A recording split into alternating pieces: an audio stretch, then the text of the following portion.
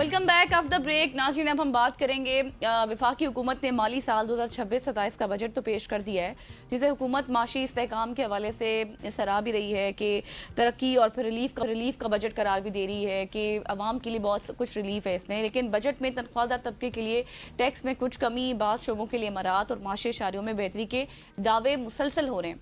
ताहम दूसरी जानिब नए टैक्सों के हवाले से अगर हम बात करें, बढ़ते हुए माली बोझ और फिर महंगाई के मुसलसल दबाव ने बहुत सारे सवालात को भी जन्म दिया। एक तरफ हुकूमत 360 अरब रुपए के टैक्स छूट देने की बात कर रही है, तो दूसरी तरफ 306 अरब रुपए के नए टैक्स भी आयद किए गए। ऐसे में मेरा सवाल ये है कि क्या ये बजट अब वाकई आम आदमी को रिलीफ दे सकेगा या फिर माशी इस्तेहकाम के दावे सिर्फ अदाद-ओ-शुमार तक ही महदूद रहेंगे। इन्हीं अहम नुकात पर आज हम बात करेंगे। इन्हीं पे बात करने के लिए उस्मान शो के साथ मौजूद हैं। आप प्रेसिडेंट हैं Rawalpindi chamber of commerce and industries के। Sir, thank you so much for joining us. सबसे पहले तो मुझे बताइएगा कि ये जो माली साल 2026-27 का बजट पेश किया गया है, एज ए इकोनॉमिस्ट आप क्या समझते हैं? इस बजट को मजमूई तौर पे आप कैसे देखते हैं और क्या ये बजट यकीनी तौर पे हमारी इकोनॉमी के लिए, आम आदमी के लिए कोई पॉजिटिव इम्पैक्ट छोड़ेगा? बहुत शुक्रिया मधु करने के लिए। देखिए, जो बजट आया है ये एक जिसको हम एक मिक्स बजट या बैलेंस बजट ही कह सकते हैं। इसमें कुछ पॉजिटिव्स हैं, कुछ वो चीजें हैं जिसका मुतालबा बिजनेस कम्युनिटी बहुत अच्छे से कर रही थी, एक आम आदमी कर रहा था, उनको एड्रेस किया गया है। लेकिन कुछ चीजें हैं जहां पे हमें कुछ ज्यादा पेशरफ्त नजर नहीं आई, तो हम इसको एक स्टेबिलिटी का बजट समझते हैं, ग्रोथ का बजट ये नहीं है। यस, हम इस बात को रिकग्नाइज करते हैं कि गवर्नमेंट ने जो सैलरीड क्लास को रिलीफ दिया है वो एक बहुत बेहतरीन अमल है और बहुत अरसे से ये, और स्पेशली जो आजकल अफरात-ए-ज़र की पोजीशन है उसको देखते हुए ये एक डिमांड थी।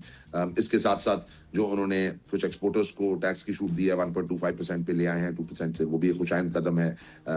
इन्होंने आईटी पे भी जो है वो अच्छे कुछ फैसले लिए हैं, टैक्स कम किया है। इसके साथ साथ कुछ कंस्ट्रक्शन रियल एस्टेट सेक्टर के लिए भी आए हैं, जिसकी वजह से जो है वो कंस्ट्रक्शन रियल एस्टेट एलाइड जो इंडस्ट्रीज है वो भी बढ़ेंगी।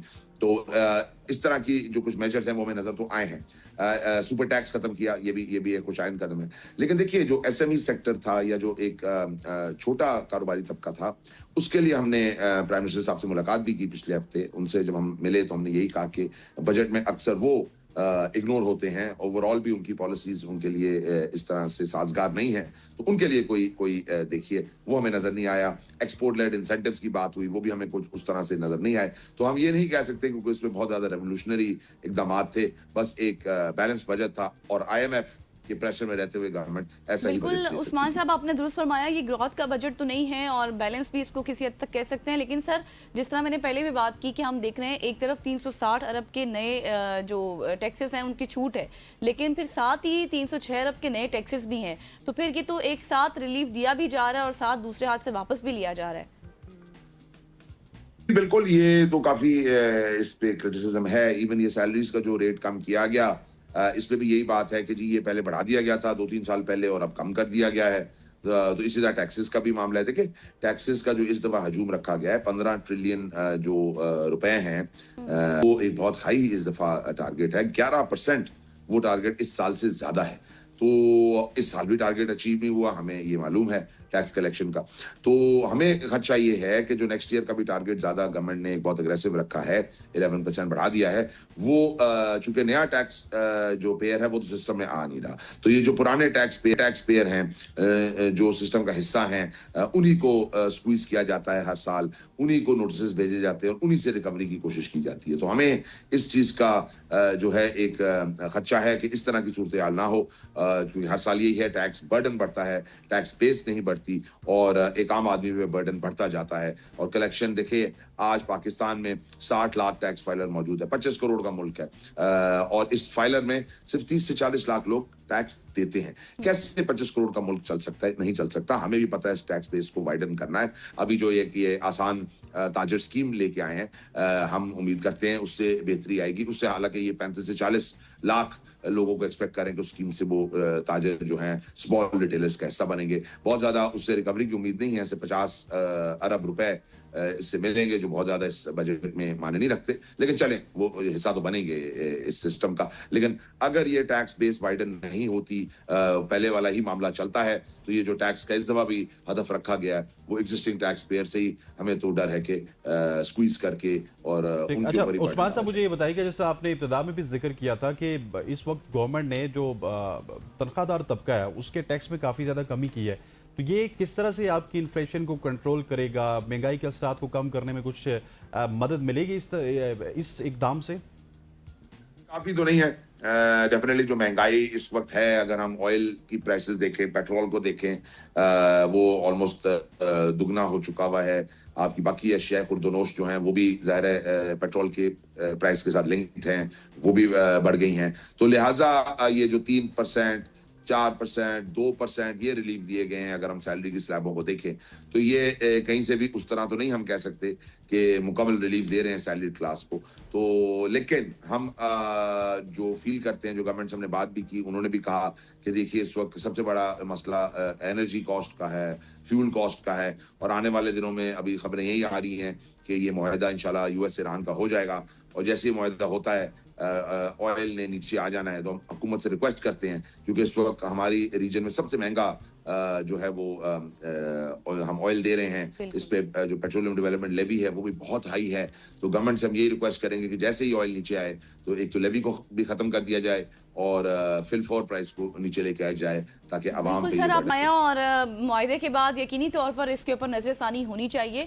सर मुझे लास्टली ये बताइएगा, बजट तकरीर में तो हम देख रहे हैं हमारी इकॉनमी बहुत ही वेल और स्ट्रांग नजर आती है, लेकिन अगर मैं बात करूं हम जैसे आम लोग जो हैं, हमारी जिंदगी में तो बिजली भी महंगी हो रही है, फिर रोजमर्रा अशिया की कीमतें भी बढ़ी हैं, इवन आप ये कहें कि जो बाइंग पावर है वो काफी वीक होती जा रही है। जी बिल्कुल, आपने बड़ी इंपॉर्टेंट बात की। देखिए जब तक तो आईएमएफ के प्रोग्राम मौजूद हैं, हम 20 से ज्यादा आईएमएफ के प्रोग्राम्स में जा चुके हैं, और हर दफा यही कहते हैं कि ये आईएमएफ का आखिरी प्रोग्राम है और हम नहीं जाएंगे, फिर हम कुछ साल बाद वहां चले जाते हैं।